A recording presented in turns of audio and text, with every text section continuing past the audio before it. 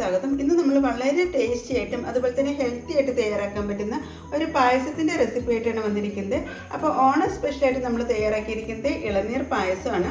വീട്ടിലുള്ള ചേരുവകൾ വെച്ച് തന്നെ വളരെ എളുപ്പത്തിൽ തയ്യാറാക്കാൻ പറ്റുന്ന ഈ ഒരു ഇളനീർ പായസം നിങ്ങൾ ഇതുവരെ ട്രൈ ചെയ്തിട്ടില്ലെങ്കിൽ ഇതൊന്ന് ട്രൈ ചെയ്ത ശേഷം ഫീഡ്ബാക്ക് തരാൻ മറക്കരുത്.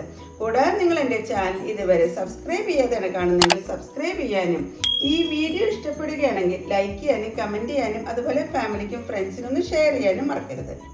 Thank you. അപ്പോൾ ഓണം സ്പെഷ്യലായിട്ടുള്ള ഇളനീർ പായസം തയ്യാറാക്കാൻ വേണ്ടി ഞാനിവിടെ ഇപ്പോൾ 3 ഇളനീരാണ് എടുത്തിരിക്കുന്നത്. ആദ്യം നമുക്കിതിൽ നിന്ന് വെള്ളവും അതുപോലെ തന്നെ കാമ്പും ഒന്ന് വേർതിരിച്ചെടുക്കണം. അതിന് ശേഷമാണ് നമ്മൾ പായസം തയ്യാറാക്കുന്നത്. അതിനെന്താ നമ്മൾ കരിക്കും വെള്ളമാണെന്ന് അരിച്ചെടുക്കുന്നത്.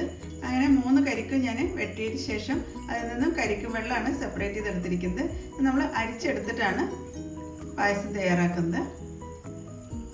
അതിനുശേഷം എന്താ നമ്മൾ ഇളനീരെല്ലാം ചെറിയ പീസായിട്ട് കട്ട് ചെയ്തെടുത്തിട്ടുണ്ട്. അപ്പോൾ എൻ്റെ ഇളനീര് ചെറുതായിട്ടൊന്ന് മൂത്ത് വന്നിട്ടുണ്ട്. അതായത് തീരെ കിളുന്തായിട്ടുള്ള ഇളനീരല്ല. അപ്പോൾ നിങ്ങളുടെ കയ്യിൽ കിളുന്തായിട്ടുള്ള ഇളനീരാണെങ്കിൽ അതാണ് കുറച്ചും കൂടി ഒരു ടേസ്റ്റ് കിട്ടുന്നത്. അപ്പോൾ ഞാൻ ഈ ഒരു ഇളനീര് ചെറിയ പീസായിട്ടാണ് കട്ട് ചെയ്തെടുത്തിരിക്കുന്നത്. ഇതിൽ 1/4 ഭാഗം നമുക്ക് ചെറിയ പീസായിട്ടൊന്ന് കട്ട് ചെയ്തെടുക്കാം. അതുപോലെ ബാക്കിയുള്ളത് നമുക്ക് തേങ്ങാവെള്ളം ചേർത്ത ശേഷം ഒന്ന് ക്രഷ് ചെയ്തെടുക്കാം. ചെറിയ ജാറിലേക്ക് ഇളനീർ പീസസ് ആണ് കട്ട് ചെയ്ത് ചേർത്തിരിക്കുന്നത്. പിന്നെ നമ്മളിതിലേക്ക് ഇളനീർ വെള്ളം ചേർത്തിട്ടാണ് അരച്ചെടുക്കുന്നത്. ഫൈൻ പേസ്റ്റായിട്ട് അരച്ചെടുക്കേണ്ട ആവശ്യമില്ല, ജസ്റ്റ് ഒന്ന് ക്രഷ് ചെയ്തെടുത്താൽ മതി. അപ്പോൾ ഈ ഒരു രീതിയിലാണ് നമ്മൾ ഇളനീരൊന്ന് ക്രഷ് ചെയ്തെടുത്തിരിക്കുന്നത്. ഫൈൻ പേസ്റ്റാക്കി എടുത്തിട്ടില്ല. ഇതുപോലെ ബാക്കിയുള്ളതൊന്ന് ക്രഷ് ചെയ്തെടുക്കാം. ക്രഷ് ചെയ്ത് വെച്ചിട്ടുള്ള ഇളനീർ പീസസ് നമുക്ക് ഒരു പാത്രത്തിലേക്ക് ചേർക്കാം. അതിനെന്താ ഞാൻ ഒരു 1.5 കപ്പ് കരിക്കാണ് ഇതുപോലെ ക്രഷ് ചെയ്ത് അരച്ചെടുത്ത് വെച്ചിരിക്കുന്നത്. നല്ല ഫൈൻ പേസ്റ്റ് ആക്കിയിട്ടൊന്നുമില്ല, ചെറുതായി തരിതരിപ്പോട് കൂടിയിട്ടാണ് നമ്മൾ അരച്ചെടുത്തിരിക്കുന്നത്. നമ്മളതിലൊട്ടും വെള്ളം ചേർത്തിട്ടില്ല, കരിക്കും വെള്ളത്തിൽ തന്നെയാണ് ഈ ഒരു കരിക്ക് അരച്ചെടുത്തിരിക്കുന്നത്. ഇതുകൂടാതെ കരിക്കും വെള്ളത്തിൽ തന്നെ കരിക്ക് നന്നായി ഫൈൻ പേസ്റ്റ് ആയിട്ടൊന്ന് അരച്ചെടുത്തിട്ടുണ്ട്. ഇതൊരു 1/2 കപ്പാണ് വരുന്നത്. പിന്നെ ഒരു 1/4 കപ്പോളം കരിക്കൊന്ന് ഇതുപോലെ ചെറിയ പീസായിട്ടൊന്ന് കട്ട് ചെയ്തെടുത്തിട്ടുണ്ട്. ഇതിൻ്റെ പുറകിൽ ബ്രൗൺ കളർ പാർട്ടൊന്നും ഇല്ലാതെയാണ് കട്ട് ചെയ്തെടുത്തിരിക്കുന്നത്. നല്ല വൈറ്റ് കളറോട് കൂടിയിട്ടുള്ള കരിക്കാണ് നമ്മൾ ചെറിയ പീസായിട്ടൊന്ന് കട്ട് ചെയ്തെടുത്തിരിക്കുന്നത്.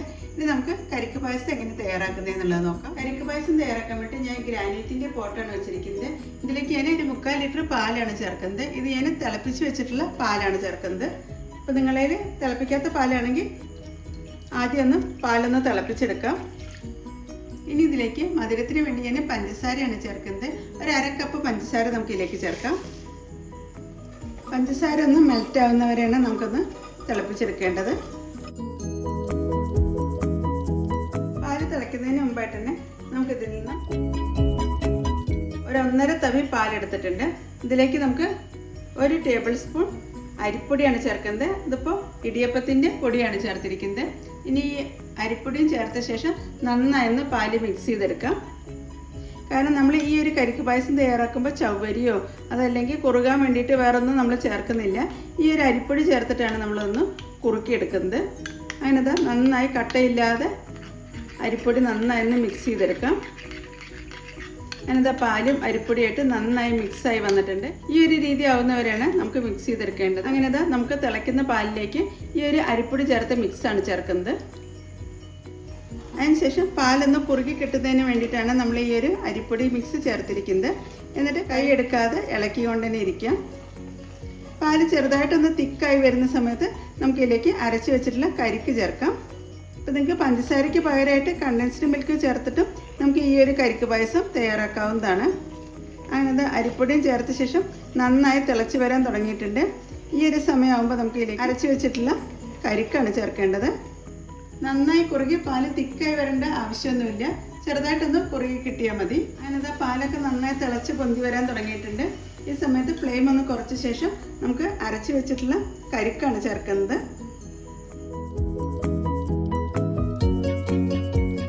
അങ്ങനെ കരിക്കും ചേർത്ത ശേഷം ഒന്നും കൂടി ഒന്ന് മിക്സ് ചെയ്തെടുക്കാം.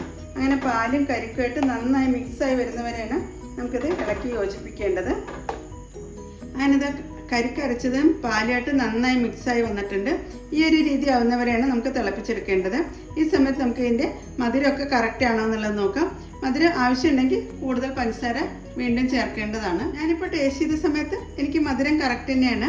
അപ്പോൾ നിങ്ങൾക്ക് മധുരം വേണമെന്നുണ്ടെങ്കിൽ കൂടുതലായിട്ട് ചേർക്കാവുന്നതാണ്. അതിനത് കരിക്കും ചേർത്ത ശേഷം ചെറുതായിട്ടൊരു തിളയൊക്കെ സൈഡിൽ കൂടെ വരാൻ തുടങ്ങിയിട്ടുണ്ട്. ഈ ഒരു സമയം ആവുന്ന വരെ നമുക്ക് തിളപ്പിച്ചെടുത്താൽ മതി. നമുക്ക് ഇതിലേക്ക് അരിഞ്ഞു വെച്ചിട്ടുള്ള കരിക്കാണ് ചേർക്കേണ്ടത്. അതിനത് 1/4 കപ്പ് കരിക്ക് അരിഞ്ഞതും കൂടിയാണ് ചേർക്കുന്നത്. അപ്പോൾ ഇതുപോലെ കരിക്കൊക്കെ ചേർത്ത് കഴിക്കുന്ന സമയത്ത് നമുക്ക് പായസത്തിൻ്റെ ഇടയ്ക്കൊന്ന് കടിക്കാനൊക്കെ കിട്ടുന്നതാണ്. അങ്ങനെ കരിക്കും ചേർത്ത ശേഷം നന്നായി മിക്സ് ചെയ്തെടുക്കാം.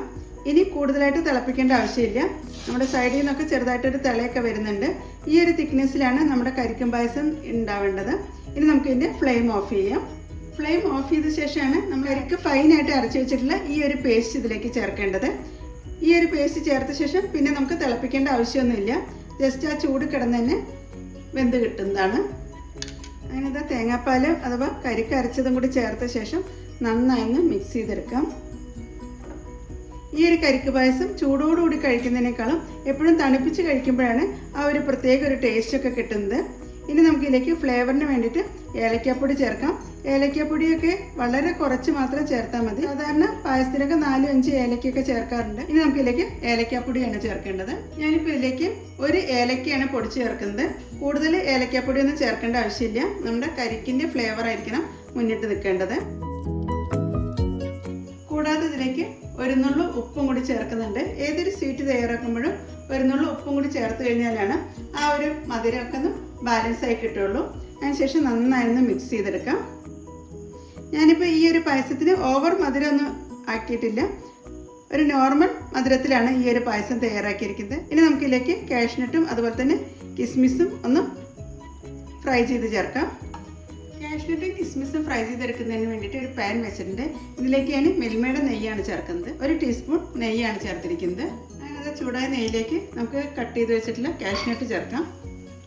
അതുപോലെ ബ്ലാക്ക് റൈസിൻസ് ആണ് ഞാൻ ഇതിലേക്ക് ചേർക്കുന്നത്. എന്നിട്ട് നന്നായി റോസ്റ്റ് ചെയ്തെടുക്കാം. ഞാനത് കാഷ്നട്ടൊക്കെ ഒരു ഗോൾഡൻ കളറായി വന്നിട്ടുണ്ട്. അതുപോലെ മുന്തിരിയൊക്കെ നന്നായി വേർത്ത് വന്നിട്ടുണ്ട്. ഈ ഒരു രീതി ആവുന്നവരെ നമുക്ക് റോസ്റ്റ് ചെയ്തെടുത്താൽ മതി. ഇനി നമുക്കിതിൻ്റെ ഫ്ലെയിം ഓഫ് ചെയ്ത ശേഷം നമുക്കിത് പായസത്തിലേക്ക് ചേർക്കാം. ഞാനിത് കരിക്ക് പായസം സെർവ് ചെയ്യാൻ വേണ്ടി ഞാനൊരു ഉരുളിയാണ് വെച്ചിരിക്കുന്നത്. ഇതിലേക്ക് നമുക്ക് തയ്യാറാക്കി വെച്ചിട്ടുള്ള കരിക്ക് പായസമാണ് ചേർക്കുന്നത്. അപ്പോൾ വളരെ ടേസ്റ്റി ആയിട്ട് തയ്യാറാക്കാൻ പറ്റുന്നതാണ് ഈ ഒരു കരിക്ക് പായസം. പ്രത്യേകിച്ച് വീട്ടിലുള്ള സാധനങ്ങൾ വെച്ച് തന്നെയാണ് നമ്മൾ ഈ ഒരു കരിക്ക് പായസം തയ്യാറാക്കിയിരിക്കുന്നത്. അതിന് നമ്മൾ തയ്യാറാക്കി വെച്ചിട്ടുള്ള കരിക്ക് പായസത്തിലേക്ക് നമുക്കിനി ഫ്രൈ ചെയ്ത് വെച്ചിട്ടുള്ള കാഷ്നട്ടും അതുപോലെ തന്നെ കിസ്മിസും ആണ് ഗാർണിഷ് ചെയ്യുന്നത്. അതിനകത്ത് കിസ്മിസും അതുപോലെ തന്നെ കാഷ്നട്ടും ചേർത്തിട്ടാണ് നമ്മൾ ഗാർണിഷ് ചെയ്തിരിക്കുന്നത്. അങ്ങനെ കുറഞ്ഞ ചേരുവ വെച്ച് വളരെ എളുപ്പത്തിൽ തയ്യാറാക്കാൻ പറ്റുന്നതാണ് ഈ ഒരു ഇളനീർ പായസം. അപ്പോൾ എല്ലാവരും ഈ ഒരു ഓണത്തിന് ഇളനീർ പായസം തയ്യാറാക്കുമെന്ന് പ്രതീക്ഷിക്കുന്നു. സാധാരണ പായസമൊക്കെ നമ്മൾ ചൂടോടുകൂടിയായിരിക്കും സെർവ് ചെയ്യുന്നത്. പക്ഷേ ഈ ഒരു കരിക്ക് പായസം തണുപ്പിച്ച് കഴിക്കുമ്പോഴാണ് ഒരു പ്രത്യേക ഒരു ടേസ്റ്റ് ഒക്കെ കിട്ടുന്നത്. അപ്പോൾ നിങ്ങൾ ഇതുവരെ ഈ ഒരു രീതിയിൽ ട്രൈ ചെയ്തിട്ടില്ലെങ്കിൽ ഇതൊന്ന് ട്രൈ ചെയ്ത ശേഷം ഫീഡ്ബാക്ക് തരാൻ മറക്കരുത്. Thank you.